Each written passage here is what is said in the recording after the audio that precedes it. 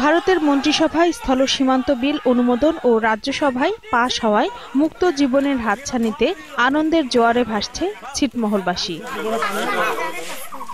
লোকসভায় বিলটি পাশ হলেই বাংলাদেশের অভ্যন্তরে ভারতের ১১১টি ছিটমহলের ৩৭,৩৬৯ জন মানুষ বাংলাদেশের নাগরিকত্ব এবং ভারতের অভ্যন্তরে বাংলাদেশের ৫১টি ছিটমহলের ১৪,২১১ জন মানুষ ভারতীয় নাগরিকত্বের সুবিধা পাবে।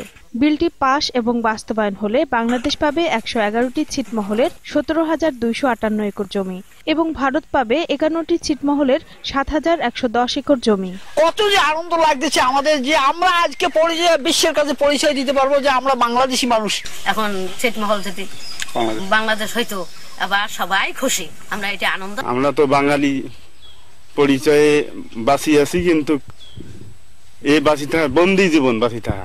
আমরা এখন বাংলাদেশি হিসেবে বাংলাদেশের নাগরিক হিসেবে আমরা এখন পরিচয় দিতে পারবো। দীর্ঘ বঞ্চনার পর মৌলিক অধিকার সহ নাগরিকত্বের পরিচয় নিয়ে বেঁচে থাকার আশায় উচ্ছ্বাসিত এখন ছিটমহলের মানুষ। তাদের প্রত্যাশা দ্রুত বাস্তবায়নের মাধ্যমে অবরুদ্ধ জীবনের অবসান ঘটাবে।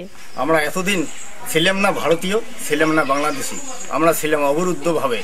আজ আমরা বাংলাদেশের সঙ্গে একতা হয়ে বাংলাদেশের লোক যেভাবে জীবনযাপন করতেছে স্বাধীনভাবে, আমরাও সেইভাবে জীবনযাপন করবো স্বাধীনভাবে। ১৯৭৪ সালের ইন্দিরা মুজিব চুক্তি বাস্তবায়নের দাবিতে উভয় দেশের ছিটমহলবাসী দীর্ঘদিন ধরে অভিন্ন কর্মসূচি পালন করে আসছে।